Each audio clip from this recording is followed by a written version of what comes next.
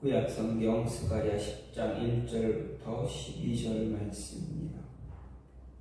봄비가 올 때에 여호와 곧 구름을 일게 하시는 여호와께 비를 구하라. 무리에게 소낙비를 내려서 밭에 채소를 각 사람에게 주시리라. 드라위인들은 허탄한 것을 말하며 목술자는 진실하지 않은 것을 보고 거짓 꿈을 말한즉 그 위로가 헛됨으로 백성들이 양같이 유리하며 육자가 없으므로 곤고를 당하나니 내가 목자들에게 노를 바라며 내가 숫 염소들을 벌하리라. 만군의 여호와가 그 무리 곧 유다 족속을 돌보아 그들을 전쟁의 준마와 받게 하리니 모퉁이 돌이 그에게서 말뚝이 그에게서 싸우는 활이 그에게서 권세 잡은 자가 다 일제히 그에게서 나와서 싸울 때에 용사같이 거리의 진흙 중에 원수를 밟을 것이라. 여호와가 그들과 함께한즉 그들이 싸워 말탄 자들을 부끄럽게 하리라. 내가 유다 족속을 견고하게 하며 요셉 족속을 구원할지라. 내가 그들을 긍휼히 여김으로 그들이 돌아오게 하리니 그들은 내가 내버린 일이 없었음 같이 되리라. 나는 그들의 하나님 여호와라. 내가 그들에게 들으리라. 에브라임이 용사 같아서 포도주를 마심같이 마음이 즐거울 것이요 그들의 자손은 보고 기뻐하며 여호와로 말미암아 마음에 즐거워하리라. 내가 그들을 향하여 휘파람을 불어 그들을 모을 것은 내가 그들을 구속하였음이라. 그들이 전에 번성하던 것 같이 번성하리라. 내가 그들을 여러 백성들 가운데 흩으려니와 그들이 먼 곳에서 나를 기억하고 그들이 살아서 그들의 자녀들과 함께 돌아올지라. 내가 그들을 애굽 땅에서 돌아오게 하며 그들을 아수르에서부터 모으며 길르앗 땅과 레바논으로 그들을 이끌어 가리니 그들이 거할 곳이 부족하리라. 내가 그들이 고난의 바다를 지나갈 때에 바다 물결을 치리니 나일의 깊은 곳이 다 마르겠고 아수르의 교만이 낮아지겠고 애굽의 규가 없어지리라. 내가 그들로 나 여호와를 의지하여 견고하게 하리니 그들이 내 이름으로 행하리라. 나 여호와의 말이니라. 아멘. 오늘 말씀 스가랴 10장 1절부터 12절 말씀입니다. 오늘 말씀은 유다 지파를 통한 이스라엘의 구원 그리고 이방 나라들 사이에서 이스라엘 백성을 인도할 것이다 라는 예언이 기록되어 있습니다. 이 가운데서 1절 말씀은 기도에 대한 약속과 함께 이스라엘을 향해 하나님께 은혜를 구하라 라는 내용입니다. 2절과 3절 상반절은 이스라엘로 하여금 하나님의 은혜로부터 멀어지게 하는 그런 우상과 거짓된 목자들을 징벌하실 것이다 라는 말씀, 그리고 3절 하반절부터 7절까지는 유다 지파를 통해서 구원자를 보내주시고 유다 지파를 후원해 주시면서 이제 택한 자들의 구원을 약속한 내용이 바로 그 말씀입니다. 그리고 마지막으로 8절부터 12절 말씀은 하나님께서 이방 나라 사이에서 이스라엘을 소집해서 본향으로 인도하시고 견고하게 보호하실 것이다 라는 것을 약속한 말씀입니다. 그래서 우리가 두 가지 사실을 좀 더 생각해 볼 수 있는데 그 가운데 한 가지는 하나님께서 자신의 백성들이 목자가 없으므로 공고를 당하고 있다, 탄식한다 라는 그러한 사실입니다. 이는 하나님께서 자신의 택한 백성들을 위해서 위에 거짓 목자와 대조되는 참된 목자인 메시아 구원자를 보내주실 것이다 라는 것을 간접적으로 이야기하고 있습니다. 또 한 가지는 하나님께서 유다 지파에 대한 후원을 통해서 전 이스라엘을 구원하실 것이다 라는 것을 이야기하고 있는 사실입니다. 이것은 이스라엘을 구원하실 구원자가 유다 지파 가운데서 나실 것임을 이야기하는 것입니다. 하나님의 택한 백성이고 구원자가 유다 지파에서 나실 것이다 라는 것은 이미 야곱이 자신의 12 아들에게 축복의 유언을 줄 때, 그 유언할 때 이미 기록되어진 내용입니다. 그리고 이 예언, 야곱의 예언은 모세에 이어서 그리고 성경의 곳곳에 여러 곳에서 거듭거듭 반복해서 예언되어지고 있습니다. 예수님은 십자가에서 죽으시기 전에도 예수님께서 십자가에서 죽으시기 전에도 자신이 앞으로 일어날 일에 대해서 미리 말씀하시면서 그렇게 될 이유가 무엇이냐, 나는 그리스도이고 메시아다, 진실된 성경이 이야기한 예언한 그 메시아다라는 것을 믿게 하기 위함이다 라고도 말씀하셨습니다. 어쨌든 오늘 말씀에서 뿐만 아니라 구약 성경 곳곳에서는 하나님께서 장차 메시아를 보낼 것이다, 메시아의 출생, 그리고 메시아가 해야 할 일, 구원자가 할 일에 대해서 잘 이야기하고 있습니다.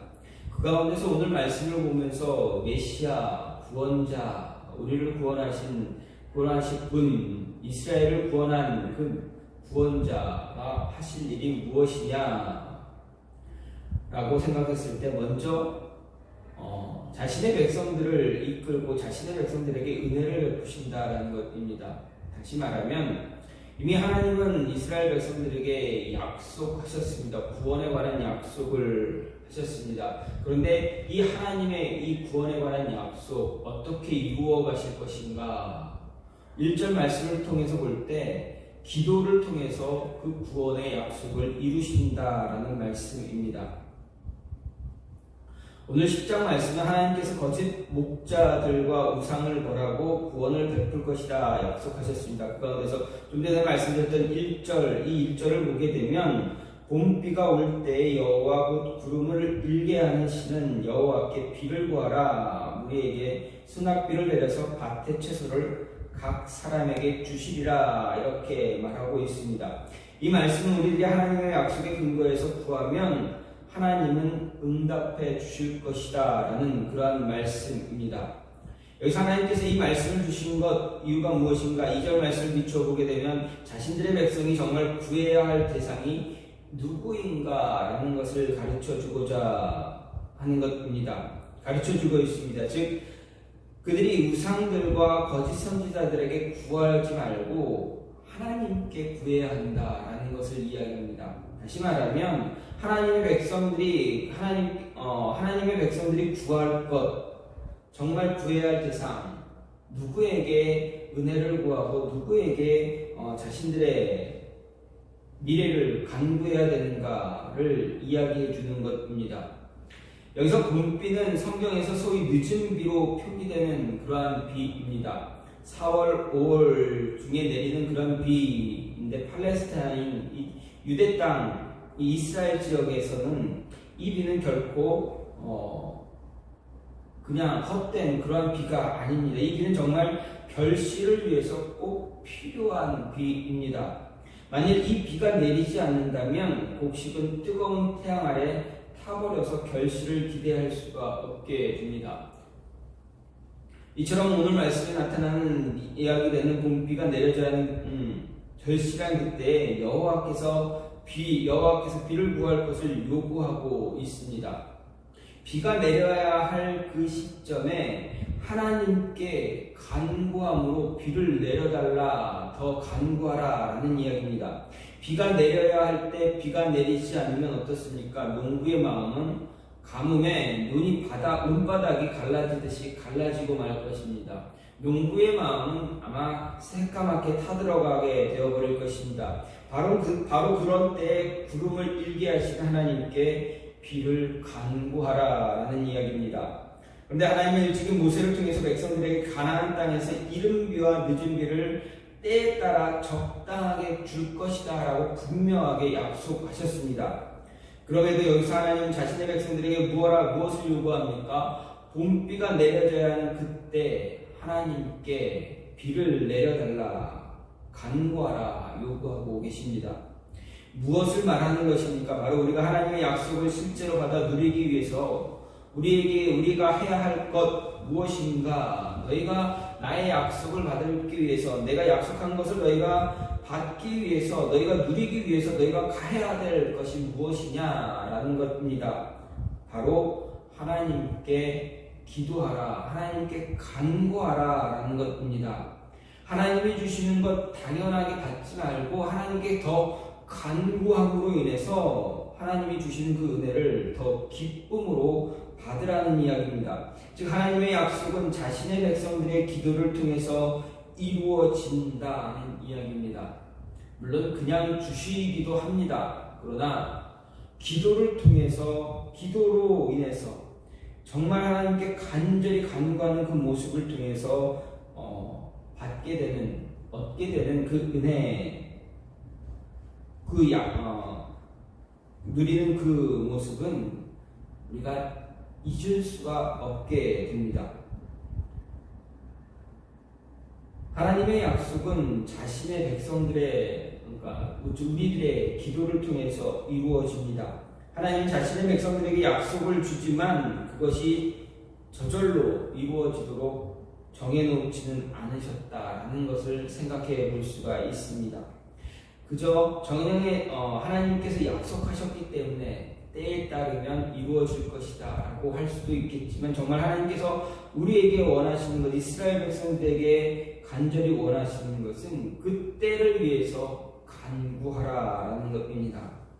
하나님은 자신의 약속이 백성들의 기도를 통해서 이루어지기를 더 기뻐하셨고 그렇게 되어지도록 정해놓으셨다라는 이야기입니다. 따라서 우리가 하나님의 약속이 이루어지기를 소망한다면 분명하게 하나님의 약속을 붙잡고 그 약속이 이루어지도록 하나님 앞에서 간구해야 합니다. 하나님이 우리에게 기도를 요구하는 것은 그것이 하나님의 약속을 이루는 통로가 되기 때문에 그렇습니다. 하나님의 약속을 소망할 뿐만 아니라 그것이 이루어지게 하기 위해서 하나님께 간절히 간구해야 합니다. 가뭄의 비를 기다리는 농부의 마음을 가지고 하나님께 은혜의 수납비를 내려달라 간절히 구해야 합니다. 예수님은 제자들에게 분명하게 말씀하셨습니다. 구하라, 그리하면 너희에게 주실 것이요, 찾으라, 그리하면 찾아낼 것이요, 문을 두드려라, 그리하면 너희에게 열릴 것이니 구하는 이마다 받을 것이요, 찾는 이는 찾아낼 것이요, 두드리는 이에게는 열릴 것이다 라고 말씀하셨습니다. 단순히 기다리기만 하지 말라라고 분명하게 이야기하셨습니다. 필요한 것, 너희 은혜가 필요하다면 은혜를 구하고, 너희가 찾아야 할 것이 있으면 분명 더 적극적으로 찾아 나서라 라는 것을 분명하게 말씀하셨습니다. 그저 가만히 앉아서 받기를 원하지 말고 나무에서 감이 떨어지기만을 기다리지 말라라는 이야기입니다. 하나님께 구하고 찾고 두드리는 자가 되어서 예비하신 은혜를 마음껏 누릴 수 있는 모습을 가져라 말씀하신 것입니다. 또 하나님은 우리가 구할 때 구하는 것 그 이상으로 베풀어 주신다는 것 또한 잊지 말아야 합니다. 하나님은 항상 자신의 백성들에게 봄비가 내려져야 할 때 구름을 일게 하시며 구하는 무리에게 수확비를 내려 밭의 채소를 각 사람에게 주신다라고 분명히 말씀하셨습니다. 여기서 보게 되면 봄비가 내려야 할 때, 늦은 비가 내려야 할 때 구하는 무리에게 무엇을 주신다 하셨습니까? 소낙비를 주신다 하셨습니다. 봄비를, 늦은 비를 구할 때 하나님께 알맞게 해서 그냥 늦은 비만 내리면 됩니다. 비가 내리면 됩니다. 그런데 하나님께서는 어떻게 주신다고 하십니까? 소낙비로 비유하시면서 말씀하셨습니다. 즉 주실 은혜, 하나님의 은혜는 풍성하게 임하게 하신다라는 것입니다. 각 밭의 채소를 각 사람의 밭에 알맞게 풍성하게 차고 넘치도록 주신다라는 것입니다. 즉 하나님의 은혜는 수확비와 같이 풍성하게 임하는 것입니다. 하나님은 자신의 은혜를 구하는 자에게 대충 주는 법이 없습니다. 자신의 은혜를 베풀어 주실 때 구하는 자의 기도를 들으시고 그들이 구하는 것 그 이상으로 주시는 분이 바로 우리의 하나님이십니다. 광야에서 먹을 것이 없어 불평을 쏟아 놓았던 백성들, 그들은 모세에게 나와 불평불만을 합니다. 왜 우리를 애굽에서 이끌어내서 여기서 굶어 죽게 하느냐, 끊임없이 불평불만합니다. 그때 모세가 하나님께 백성들을 위해서 간구합니다. 기도합니다. 간절히 하나님께 기도합니다. 그때 하나님께서 어떻게 하셨습니까? 만나와 메추라기를 부어 주셨습니다. 베풀어 주셨습니다. 이스라엘 백성들은 그것이 아침에 일어났을 때 그것이 무엇인지 몰랐습니다. 먹어보니 정말 맛있었습니다. 그래서 하나님께서 분명히 그날 하루만 먹을 양식을 거두어 가라 하셨는데 백성들 어떻게 합니까? 그 하루 이상치를 거두어 갔습니다. 처음에는 하루 이상치의 양식을 거두어 갔습니다. 하나님은 분명 이스라엘 백성들에게 그들에게 필요한 양식을 알맞게 주신다 하셨는데 생각해보면 그때 만나가 처음 내렸던 그때를 보게 되면 그 이스라엘 백성들이 한 호멜만 거둬 들어간 것이 아니라 2호멜, 3호멜 이런 식으로 더 차고 넘치게 많이 가져갔습니다. 그럼에도 부족하지 않고 땅에는 어떻습니까? 그 만나가 남아 있었다라는 것입니다. 지금 하나님께서는 만나를 이스라엘 백성들이 먹기에 아주 충분하게 차고 넘치도록 주셨다라는 것입니다. 메추라기도 마찬가지입니다. 그들이 고기를 먹고 싶다고 불평했을 때 하나님은 메추라기를 하늘에서 내려주셨습니다. 그것 또한 차고 넘치도록 풍성하게 주셨다라는 것입니다. 수백만의 이스라엘 백성들에게 알맞도록 그들에게 차고 넘치도록 부족하지 않도록 주셨습니다. 단지 그 많은 것 차고 넘치는 가운데서 하나님이 원하시는 것은 그들에게 알맞은 양만을 원하셨다는 것입니다. 어쨌든 하나님은 은혜를 주실 때 은혜를 간구하는 자에게 그 은혜를 부어주실 때 적당하게 대충 주시는 분이 아니다라는 것입니다. 간구하는 자에게 얼마나 풍성하게 주고 계시는가를 우리는 말씀을 통해서 알 수가 있게 됩니다. 구하는 자에게 결코 부족하지 않도록 주시는 분이 바로 우리가 믿고 의지하는 그분 하나님이다라는 것 잊지 마시고 하나님께서 저와 여러분에게 주신 그 약속이 이루어지길 성취되어지기를 끊임없이 기도로 간구해야 한다. 그래서 그 은혜를 누릴 수 있는 자가 되어져야 한다라는 이야기입니다. 또 한 가지 오늘 말씀을 통해서 생각해 볼 수 있는 것은 예수님을 통해서 메시아를 통해서 구원자를 통해서 저와 여러분 그리고 교회를 견고하게 세워가신다라는 것입니다. 4절 말씀을 보면 모퉁이 돌이 그에게서 말뚝이 그에게서 싸우는 활이 그에게서 권세 잡은 자가 다 일제히 그에게서 나올 것이다 이렇게 이야기하고 있습니다. 여기서 그는 누구를 이야기합니까? 바로 유다 족속입니다. 유다 족속에게서 모퉁이 돌이 말뚝이 싸우는 활이 권세 잡은 자가 나온다라는 것입니다. 그럼 이 모퉁이 돌 말뚝 싸우는 활 권세 잡은 자 누구인가 생각해 보면 하나의 대상을 가리키고 있습니다. 바로 예수 그리스도입니다. 9장 9절에서 예루살렘에 임할 왕으로 예언된 메시아를 이야기합니다. 따라서 유다 족속에게서 메시아가 나올 것이다 라는 것을 다시 한번 예언한 그런 말씀입니다. 그런데 우리는 여기서 장차 유다 족속에서 나실 예수님이 그리스도가 모퉁이 돌과 말뚝에 비유되고 있다라는 사실을 다시 한번 생각할 수가 있습니다. 모퉁이 돌은 건물의 기초를 이루는 그러한 것입니다. 오늘날에는 높은 건물을 지을 때 땅을 깊게 파고 건물의 사방물로 중간중간에 철빔을 세우고 콘크리트를 부어서 기초를 만들고 그것을 기반으로 건물을 세웁니다. 하지만 옛날 고대에서는 건물을 세울 때 가장 먼저 무엇을 놓았는가? 건물이 들어서 사방을 지탱할 돌을 세웠다라는 것입니다. 그것이 바로 모퉁이 돌입니다. 따라서 이런 모퉁이 돌은 건물을 세우는데 가장 중요한 역할을 합니다. 또 말뚝은 어떻습니까? 말뚝은 장막을 세울 때 장막을 견고하게 세울 수 있는 그런 모습을 갖게 됩니다. 장막에 연결된 줄을 묶어서 땅에 박는 기둥이나 몽둥이를 가리킨 것이 말뚝입니다. 다시 말해서 텐트를 세울 때 텐트를 땅에 견고하게 하기 고정시키기 위해서 땅에 박는 그런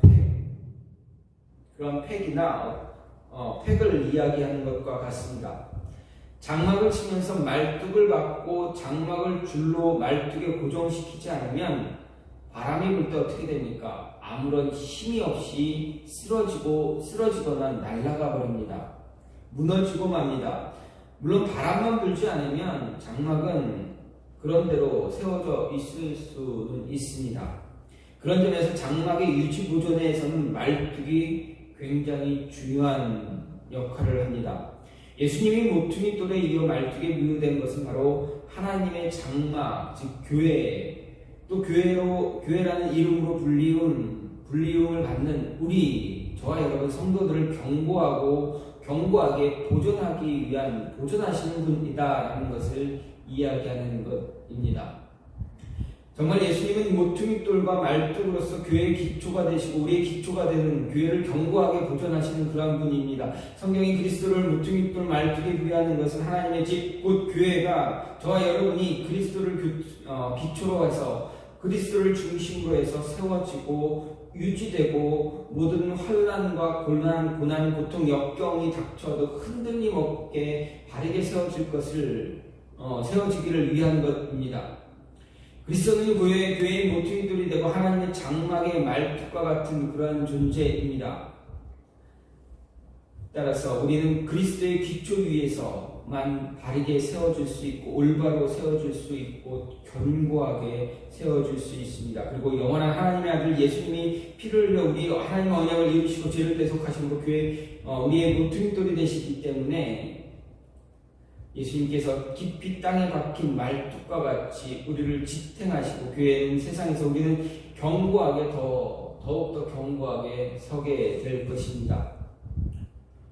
역사를 보더라도 교회의 역사를 보더라도 예수님을 그리스도를 모퉁이돌로 했을 때 한 교회뿐만 아닌 교회나 믿음의 사람들을 보게 되면 교회와 믿음의 사람은 음부의 권세를 두려워하지 않았다라는 것을 볼 수 있습니다. 끊임없는 핍박에도 불구하고 무너지지 않았습니다. 흔히 말세를 이야기할 때 성경에서 신약 시대 그때 믿음의 사람들이 그 말세 마지막 때를 이야기하며 사단을 언급할 때 이야기하는 나라가 어느 나라입니까? 바로 로마 제국입니다. 이 로마 제국에 의해서 핍박받을 때도 어려움을 당할 때도 결코 무너지지 않았습니다. 또한 사상이나 이념에서도 그렇습니다. 이단 사상과 세상 철학에서도 많은 어려운 핍박들이 있었지만 그리스도의 믿음의 선배들 그리고 교회는 결코 무너지지 않았습니다. 예수님께서 교회 모퉁이돌로 말뚝으로 지탱하고 계신 이상 무너질 이유가 없기 때문에 그렇습니다. 교회라는 이름으로 부름을 받은 모든 성도 저와 여러분들 예수님을 기초로 해서 바르고 견고하게 세워져야만 합니다.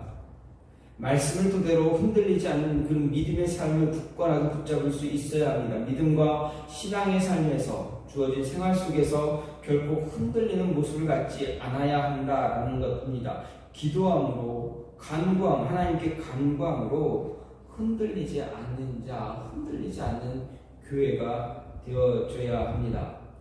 오늘 말씀 스가랴 선지자는 분명하게 이야기합니다. 이스라엘 백성뿐만 아니라 오늘 말씀을 읽는 모든 독자들에게 분명하게 이야기합니다.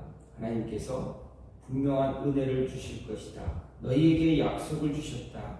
은혜의 약속을 주시고 그 약속을 이루실 때 우리의 기도가 있어야 한다. 하나님께 간구하는 모습이 있어야 한다는 것입니다. 그리고 그리스도의 안에서 그리스도 위에 너희의 신앙의 모습을 분명하게 세워야 한다라고 이야기하고 있습니다. 이 모습이 저와 여러분 안에 있어서 하나님의 은혜를 하나님이 예비하신 하나님이 이루시고자 하는 모든 것들을 함께 이루어가며 함께 세워져 갈 수 있는 그 모습이 있기를 간절히 소망합니다.